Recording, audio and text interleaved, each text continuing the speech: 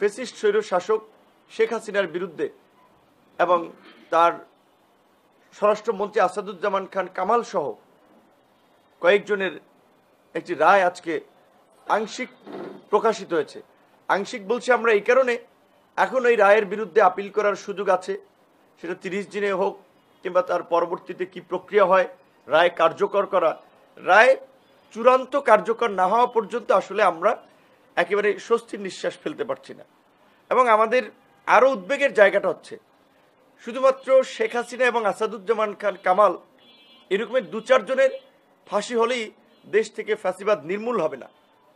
এই শেখ হাসিনার দল, যে দলের উপরে ভর করে শেখ হাসিনা 16 বছর জনগণের ভোটাধিকার ছাড়া দেশে একটা নিয়ন্ত্রিত গণতন্ত্রের নামে স্বৈরতন্ত্র কায়েম করেছিল, ভিন্ন মত এবং বিরোধীদেরকে দমন পীড়ন গুম খুন করেছে, সেই ঘৃণ্য রাজনৈতিক দল আওয়ামী লীগ এবং তার প্রধান সহযোগী জাতীয় পার্টি সহ এই ফ্যাসিবাদের অন্যান্য সহযোগীদেরও বিচার হওয়া দরকার।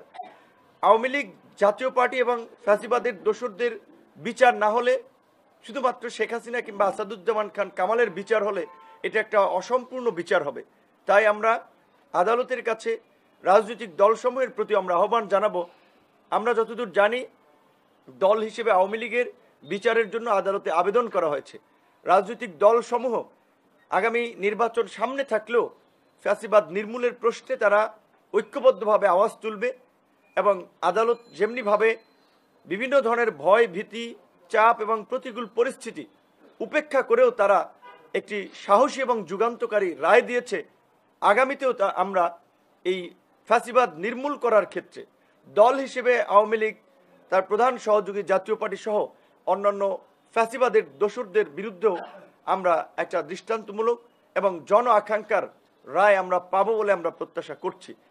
একই সাথে আমরা বলতে চাই, শেখ হাসিনা এবং আসাদুজ্জামান খান কামাল দুইজনের ফাঁসির রায় হয়েছে। সাবেক পুলিশ প্রধান আইজিপি আব্দুল্লাহ আল মামুনের যাবজ্জীবন কারাদণ্ড হয়েছে, 5 বছর কারাদণ্ড হয়েছে। কিন্তু আরও অনেক অপরাধী রয়েছে যারা কেউ জেলে আছে, কেউ ধরাছোঁয়ার বাইরে আছে। অনেককে গণ অভ্যুত্থানের পরে নিরাপদে দেশ থেকে পার করে দেওয়া হয়েছে। আমরা চাই সকল অপরাধীদেরকে দেশে ফিরিয়ে এনে বিচারের মুখোমুখি করা হোক এবং শেখ হাসিনার রায় কার্যকর করার জন্য ভারতের সাথে আলাপ আলোচনা দিন দরবারের মাধ্যমে শেখ হাসিনা সহ ভারতে পালিয়ে থাকা এই গণহত্যার জড়িত এবং গণহত্যার দোসরদেরকে ফিরিয়ে এনে বিচারের মুখোমুখি করা হোক। একই সাথে আইনশৃঙ্খলা বাহিনীকে আমরা সতর্ক করে বলতে চাই, আমাদের অভিজ্ঞতার আলোকে 2018 সালে কোটা সংস্কার আন্দোলন আমরা যখন করেছিলাম, তৎকালীন প্রধানমন্ত্রী শেখ হাসিনা এই আন্দোলনকারীদের সাথে যোগাযোগ করার জন্য, দাবি দেওয়া মানার জন্য জাহাঙ্গীর কবির নানক এবং এনামুল হক শামীমকে দায়িত্ব দিয়েছিলেন। তারা আমাদের সাথে গল্পের ছলে বলেছে যে 1/11-এর সময় তারা কিভাবে লগি বৈঠার তাণ্ডব চালিয়ে দেশকে একটা অরাজক পরিস্থিতির দিকে নিয়ে গিয়েছিল এবং কিভাবে নাশকতা করে সীমান্ত দিয়ে আপনার সিম পাল্টে সীমান্তের ওই পার চলে গিয়েছেন এবং আমাদের প্রতিবেশী দেশের প্রশাসন তাদেরকে প্রোটেক্ট করেছে। এবং প্রত্যেকটা কর্মসূচিতে সেই সময় যুবলীগের নেতা জাহাঙ্গীর কবির নানক এবং মির্জা আজম, জামালপুরের যে মির্জা আজম যুবলীগের একজন সভাপতি, একজন সেক্রেটারি ছিলেন, তারা এই ছাত্রলীগ, যুবলীগ, আওয়ামী লীগের কর্মীদের যে নাশকতা, লগি বৈঠার তাণ্ডব করে আবার সীমান্ত দিয়ে নিরাপদ ওই পার চলে যেতেন। তো আজকে শেখ হাসিনার রায়কে কেন্দ্র করে আমরা গত কয়েকদিন ধরে দেশের যে সমস্ত নাশকতা দেখছি, এখানে স্পষ্টতই গোয়েন্দা সংস্থার একটা চরম ব্যর্থতা রয়েছে। কারণ এই গোয়েন্দা সংস্থার শীর্ষ পর্যায়ে এখনো হাসিনার নিয়োগ দেওয়া একেবারেই ছাত্রলীগের নেতারা এখনো পদে বসে আছেন।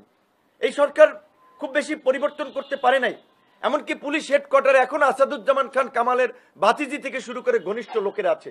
কাজেই ওই 2-4 জনের ফাঁসির রায় দিয়ে এই প্রশাসনে পুরো ফ্যাসিবাদকে বজায় রেখে, ফ্যাসিবাদীদেরকে প্রশাসনের পদে রেখে এই গণ অভ্যুত্থানের আকাঙ্ক্ষা পূরণ করা যাবে না। এরাই ওই 96-এর সেই জনতার মঞ্চের মতো সামনে আবার একটা ভিন্ন পরিস্থিতি তৈরি করবে। তাই আমরা পরিষ্কারভাবেই এই রায়ের পাশাপাশি প্রশাসন থেকে শুরু করে সর্বস্তর থেকে ফ্যাসিবাদ নির্মূলে রাজনৈতিক দলসমূহকে আমরা ঐক্যবদ্ধভাবে কাজ করার আহ্বান জানাই। আমি সতর্ক করে রাজনৈতিক দলকে বলতে চাই যে এই কথাগুলো আমরা গত 8 বছর বলেছি, তার প্রত্যেকটি কথা ফলেছে। আমরা বলেছি গুলিস্তানে মুজিব কোর্ট কেনার লোক থাকবে না, এখন লোক তো দূরের কথা, গুলিস্তানে মুজিব কোর্ট নাই। আমরা বলেছি যে হাসিনা পালিয়ে যাবে, শ্রীলঙ্কার মতো হাসিনা পালিয়ে গিয়েছে। আমরা বলেছি যে ছাত্রলীগ যুবলীগের আজকে যারা এই যে মিছিল মিটিং পণ্ড করার জন্য আক্রমণ করছে, নেতারা বাইরে পালিয়ে যাবে, কর্মীরা দেশে থেকে আহাজারি করবে। আজকে কিন্তু তাই হচ্ছে। আজকে যেভাবে নির্বাচনকে কেন্দ্র করে ক্ষমতায় যাওয়ার তোড়জোড়ে রাজনৈতিক দলসমূহ যারা গণ অভ্যুত্থানের অংশীজন, তাদের মধ্যে যে বিভাজন, এই বিভাজন চলতে থাকলে এই বিভাজনকে কাজে লাগিয়েই আবার শেখ হাসিনা এবং তার দোসররা কিন্তু কামব্যাক করবে। তাই আমরা পরিষ্কারভাবেই বারবার বলতে চাই, রাজনৈতিক দলসমূহকে আওয়ামী লীগ এবং তার দোসরদের রাজনীতির প্রশ্নে পরিষ্কারভাবে ব্যক্ত করতে হবে। এবং জনগণকে আমরা বলবো, আপনারা সেই দলকেই বেছে নেবেন যারা তাদের ঈমান এবং নিয়ত পরিষ্কার করবে যে আমরা ক্ষমতায় গেলে, কিংবা এখনো আমরা বলছি যে এই ফাঁসিবাদী শক্তি এবং তার দোসরদের প্রশ্নে আমরা কোনো আপোষ করব না। এখনো রাজপথ থেকে রক্তের দাগ শুকায় নাই, এখনো মানুষ সোজা হয়ে হাঁটতে পারে না, এখনো হসপিটালে চিকিৎসাধীন রয়েছে। আর আমরা এই ফ্যাসিবাদীদের সাথে পীড়িতের সম্পর্ক করতে চাই, তাদের সাথে আমরা পীড়িতের সম্পর্ক বজায় রাখার চেষ্টা করছি ভোটের জন্য। এই ভোটের তোষণের জন্য যারা এই কাজ করে তারাও দেশদ্রোহী, তারা এই গণ অভ্যুত্থানের শক্তি, তাদের বিরুদ্ধে আমাদের সোচ্চার এবং সতর্ক থাকতে হবে। ভণ্ডদের কোনো রাজনৈতিক জায়গা থাকতে পারে না গণ অভ্যুত্থান পরবর্তী রাজনীতিতে। পরিষ্কারভাবে রাজনীতি করতে হবে, ফ্যাসিবাদের প্রশ্নে পরিষ্কার আমাদের অবস্থান ব্যক্ত করতে হবে। আমরা শুধুমাত্র এই রায়ে আমরা সন্তুষ্ট নয়, এই রায়ের আমরা বাস্তবায়ন না হওয়া পর্যন্ত, চূড়ান্ত কার্যকর না হওয়া পর্যন্ত আমাদের মনে স্বস্তি তৈরি হবে না। এবং বিশেষ করে যেই দলটি বাংলাদেশের 16 বছরে গুম খুন লুটপাট চালিয়ে এই দেশের জনগণকে একটা নরকের রাজ্যে এই দেশকে পরিণত করেছিল, তাদের রাজনীতি নিষিদ্ধ না হওয়া পর্যন্ত, দল হিসেবে আওয়ামী লীগের বিচার না হওয়া পর্যন্ত আমরা এই জুলাই গণ অভ্যুত্থানের নেতা কর্মী থেকে শুরু করে সমর্থকরা আমরা নিরাপদ বোধ করি না। কারণ আওয়ামী লীগের বিচার না করা হলে কিংবা বিচারিক প্রক্রিয়ায় তারা নিষিদ্ধ না হলে ভবিষ্যতে তারা রাজনীতিতে ফিরে আসবে, যেমনিভাবে 75-এ তারা 21 বছর পরে ফিরে এসেছে। আমরা চাই এইবার যেন আওয়ামী লীগ 41 বছরেও ফিরতে না পারে। এই দেশের রাজনীতিতে গণহত্যাকারীদের জন্য ভবিষ্যৎ রাজনীতিতে কোনো জায়গা না হয়। সেজন্য রাজনৈতিক অঙ্গীকারের পাশাপাশি সরকারের এবং এই আন্তর্জাতিক অপরাধ ট্রাইব্যুনালের প্রসিকিউশন সহ প্রশাসনের একটা শক্ত ভূমিকা দরকার। আমরা জানি, আমাদের কাছে তথ্য আছে, আন্তর্জাতিকভাবে চাপ তৈরি করা হচ্ছে আওয়ামী লীগকে যেন দল হিসেবে নিষিদ্ধ না করা হয়। আমরা ডক্টর ইউনূসকে বলতে চাই, আমরা আপনাকে শর্তহীনভাবে সমর্থন দিয়ে ক্ষমতায় বসিয়েছিলাম, আমরা রক্তাক্ত হয়েছি, আমরা পঙ্গুত্ব বরণ করেছি, আমরা ক্ষমতার ভাগ চাইনি। আমরা আপনাকে বসিয়েছি, আপনার নেতৃত্বে যেই অন্তর্বর্তীকালীন সরকার, তারা যেন এই জুলাইয়ের গণ অভ্যুত্থানের গণ আকাঙ্ক্ষা ধারণ করে তারা যেন আগামীর নতুন বাংলাদেশ বিনির্মাণে এই ফাঁসিবাদী রাষ্ট্র কাঠামোর সংস্কার করে আমাদেরকে একটা নতুন বাংলাদেশ উপহার দেয়, যেই বাংলাদেশে প্রতিটি নাগরিক রাষ্ট্রের আইন দ্বারা সুরক্ষিত থাকবে, তাদের মৌলিক অধিকার, মানবাধিকার সহ যে কোনো অধিকারের নিশ্চয়তা থাকবে রাষ্ট্রের কাছে। রাষ্ট্র জনগণের উপরে নিপীড়কের ভূমিকায় অবতীর্ণ হবে না। কিন্তু এই ফ্যাসিবাদী শক্তি, এই ফ্যাসিস্ট রাজনৈতিক দল আওয়ামী লীগ এবং তার প্রধান সহযোগী জাতীয় পার্টি সহ তার দোসরদের যদি রাজনীতি নিষিদ্ধ করা না হয়, তাদের যদি বিচার করা না হয়, তাহলে এই গণ অভ্যুত্থানের সক্রিয় ভূমিকা পালন করার জন্য ওই 75-এর ওই ডালিম রশিদ বলেন, যারা 75-এর বীর ছিল, পরবর্তীতে কিন্তু তাদেরকে অনেককে ফাঁসিতে দেওয়া হয়েছিল। এই গণ অভ্যুত্থানের অনেকেরও কিন্তু ভবিষ্যতে ফাঁসি হবে যদি এই আওয়ামী লীগকে এবং তার দোসরদেরকে রাজনৈতিকভাবে নিষিদ্ধ না করা হয় এবং এই জুলাইয়ের আইনগত ভিত্তি না দেওয়া হয়। তো সর্বশেষ সরকার জুলাইয়ের আইনগত ভিত্তি দেওয়ার জন্য জুলাই সনদ আদেশ জারি করেছেন, গণভোটের মধ্যে দিয়ে যেটি গৃহীত হবে।